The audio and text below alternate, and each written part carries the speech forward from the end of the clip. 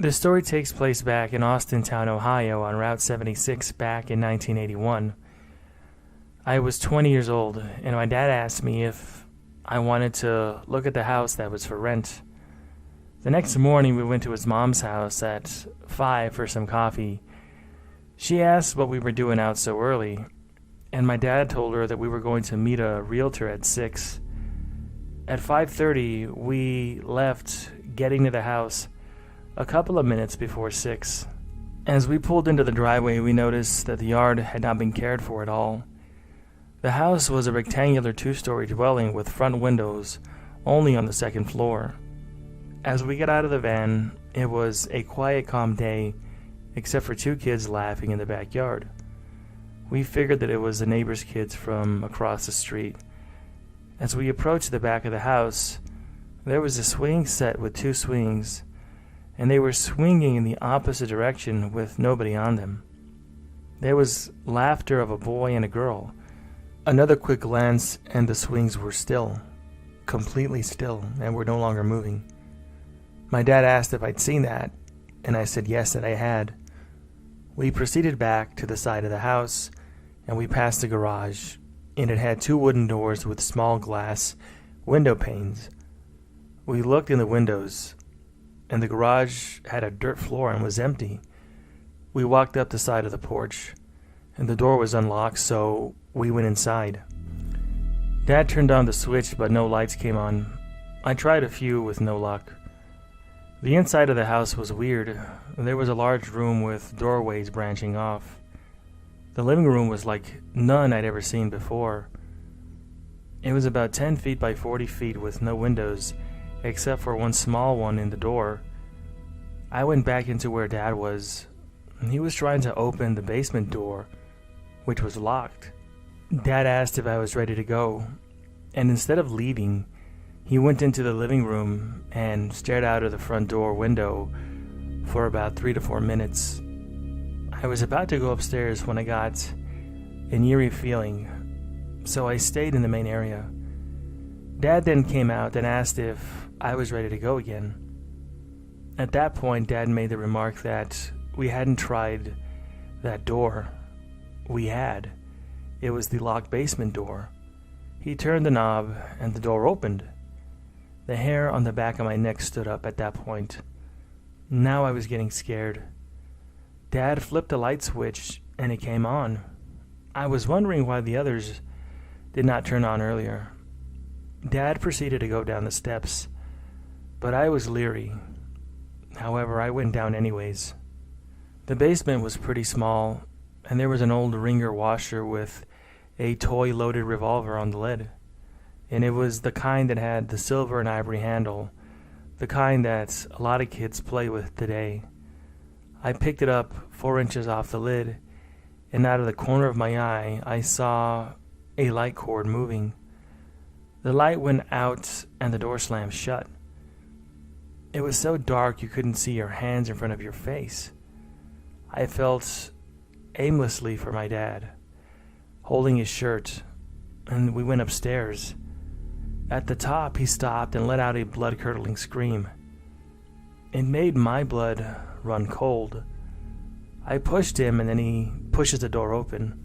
Strangely, all of the lights were now on, and it was dark outside.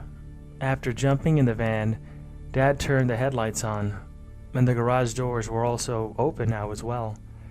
And there was a lamb lying on the dirt floor with its throat slashed, and it was jerking violently. And it was one of the most gruesome things I'd ever seen. When we arrived back at my grandmother's house, it was 2:30 a.m. She asked where we'd been all day, and we'd lost about 21 hours and 5 minutes. Apparently that was the amount of time that we were in that basement. However, it didn't feel that long at all. I mean, it felt like we were only in there for about 5 to 10 minutes. Probably not even that long. Later, we drove past the house, and all the doors were shut, and the lights were out. When I asked Dad about what he'd seen, he would cuddle in the corner and shake like a little kid. To this day, I don't know what he saw, and to be honest with you, I don't want to know. Since he's passed away, I'll never know. As mentioned earlier, this all took place in the year 1981, which is many, many years ago. However, I went back to that same house in the year 1987 to see if the house was still there. And sure enough, it was, but it was boarded up. And there was a large sign from a law enforcement agency outside of the house stating to stay out for your own safety.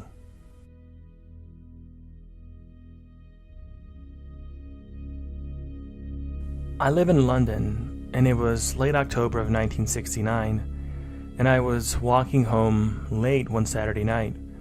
I had to walk through an underpass which was under the busy North Circular Road. It was cold and late, and I was surprised to see about 5 kids down there collecting pennies. Being as firework night, the 5th of November, was soon to begin, these kids should not have been out so late at night. And I saw that the oldest girl was about 12 years old, and the others were a bit younger. What shocked me was their clothes. Their attire made me think that they had come out of 1920s or 1930s London. Their speech could have been taken straight from a Charles Dickens novel. I heard one young boy say, "That other gent gave me a florin." At his age, there is no way that he could have known what a florin was, an old English coin for 2 shillings. This was the late 1960s, and kids certainly didn't use words like gent anymore, geezer, or bloke perhaps.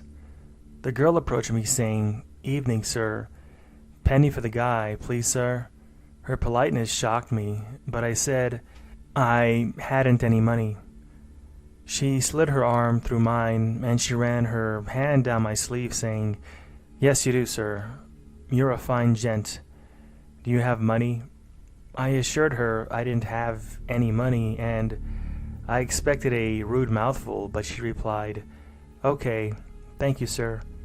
You have a good evening, sir." I knew that I had to give these kids something, so I pulled a silver 6pence from my pocket and I called her.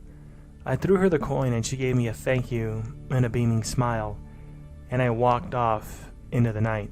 This experience bugs me real bad. Who were those kids from the past? I asked local people if any of the kids were killed during the war, that is World War II, but nobody remembered. Did I meet ghosts or kids from the past? It's always bothered me, like I said, but I guess I'm never going to know the answer.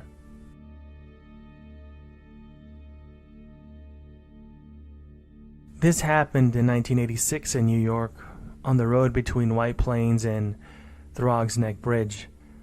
I was traveling the road one afternoon on my way home from White Plains to Bayside, Queens. The journey requires me to travel the Hutchinson River Parkway, a pay 25-cent toll, and cross the Throg's Neck Bridge. The road before the entrance to the Hutchinson River Parkway was confusing. It was easy to miss the exit. I remember nervously looking at the 25 cents on the tray of my Volvo, wishing the toll would come sooner than it did so I could be on my way. And that's when I missed the exit. I traveled about half a mile beyond it, and then in a panic, I decided to back up on the highway and see if I could get the exit after all. I backed up with oncoming traffic behind me, swerving the car to the shoulder to make the exit amid beeping and skidding. But I attained the exit with no damage, thank God. Just as I reached the Hutchinson River Parkway and got on it, I heard the siren. It was a highway patrol car coming after me. I figured he witnessed my crazy driving move. As I pulled over, I looked in the rearview mirror, and the policeman that was getting out of the patrol car was the scariest one I'd ever seen. Never mind the boots and the hats and the sunglasses. He just looked completely mean. I looked down at my lap and said out loud, "Dear Lord, I'd rather be anywhere but here." I went into my pocketbook to get my license. When I looked up, my car and I were sitting on the other side of the entrance to the Throg's Neck Bridge, well beyond the Hutchinson River Parkway, which I hadn't driven yet. The 25-cent toll was still on the tray in my car. I had this funny feeling that I was frozen, and I did feel stiff, so I relaxed my wrists, rubbed my eyes, and looked again, and I was still on the entrance to the bridge, a good 20 miles beyond the Hutchinson River Parkway. In order for this to happen, my car and I would have to have had been lifted in the air and placed back down 20 miles up the road. After sitting for about 20 minutes in shock, I put the car into gear and drove over the bridge. Just beyond the bridge was my neighborhood. I always wondered what the cop saw. Did he see me vanish? Did it just unhappen for him? What actually went on that day? I don't think I'll ever know the answer.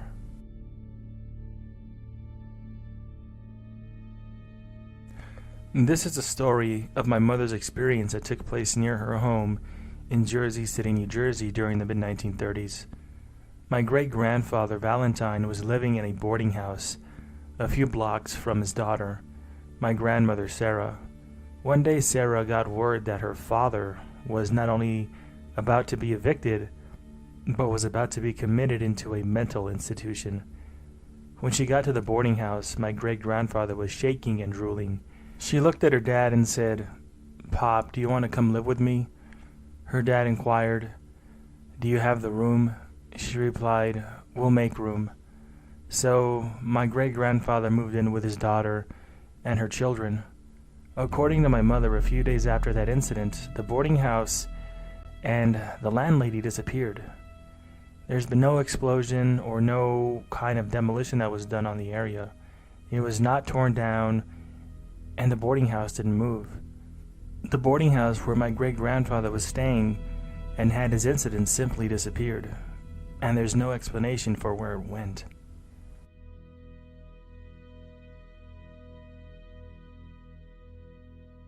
On a hiking trip when I was 16, I got separated from my group.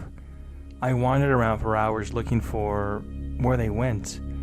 I came to the edge of a cliff overlooking a very small lagoon. I attempted to yell for help when the edge I was standing over gave way.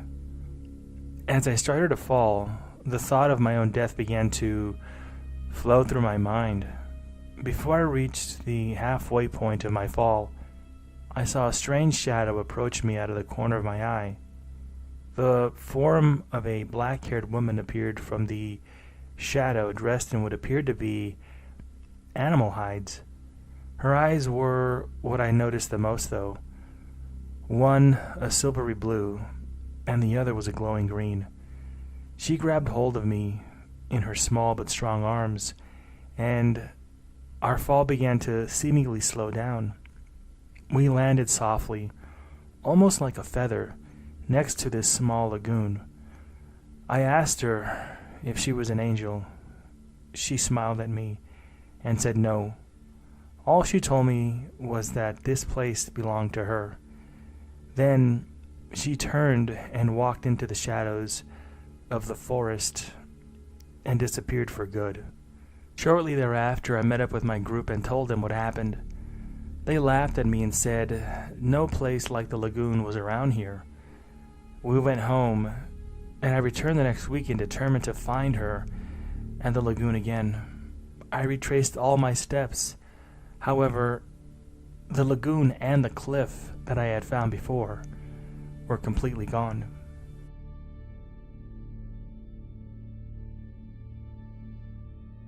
My husband and I live in the deep woods of East Texas near a tiny place called Mount Sylvan. I'd been having some medical tests done at a hospital nearby.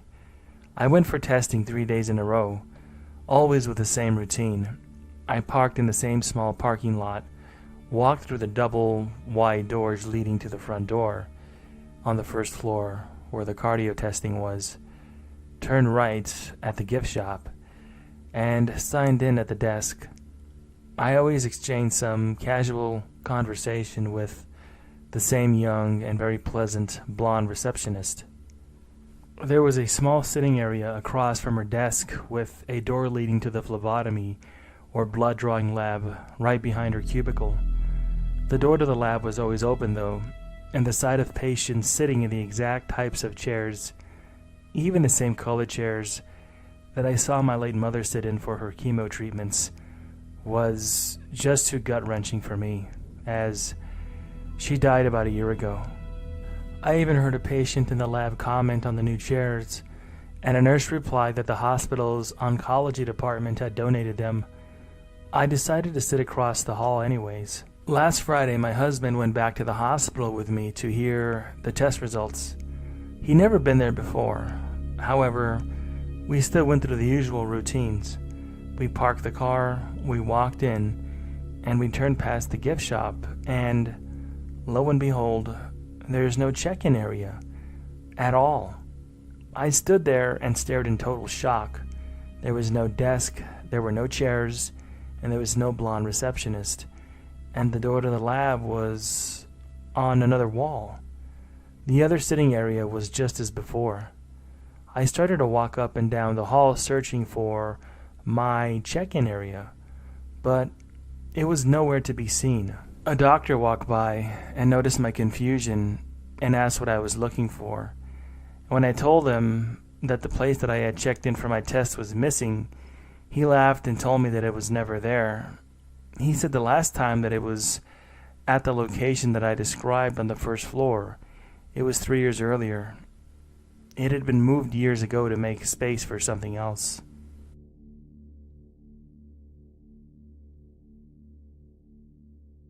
I swear this is a true story. My husband was carting wheat in the summer of 1994. He was outside Malong in the nation of Australia and drove past a for sale sign on a farm gate along with the agent's details. Our 12-year-old son was with him on the return journey, and they stopped, climbed through the fence, and walked up the circle-shaped drive to have a closer look at the old house. He said he could see through the window and found that the old house was abandoned and nobody was living there. On his return home a few days later, we rang up the agent and asked for further details about the property, as we were interested in purchasing it. The agent had no idea what we were talking about and insisted that he had no properties on sale that were on that road at all. A week later, my husband and I drove to Malong to have a look for ourselves at the farm. We drove up and down the whole road until we were almost to the next town.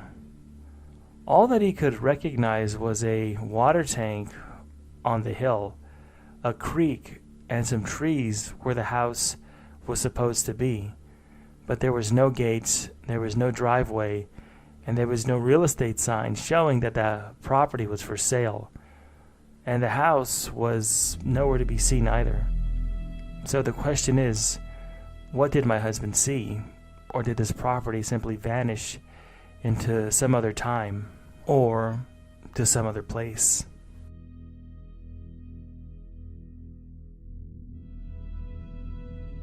This happened when I was about 8 years old. My friend and I were sitting on his yard while some kids rode their bikes down a downhill driveway. A car came down the road and stopped at a house. A kid got out and ran inside, making noises that kids around that age usually make. Then a girl rode her bike down the driveway.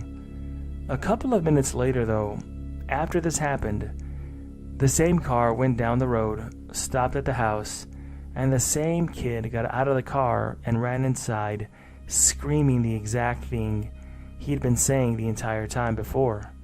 Then the girl went down the hill on her bike again.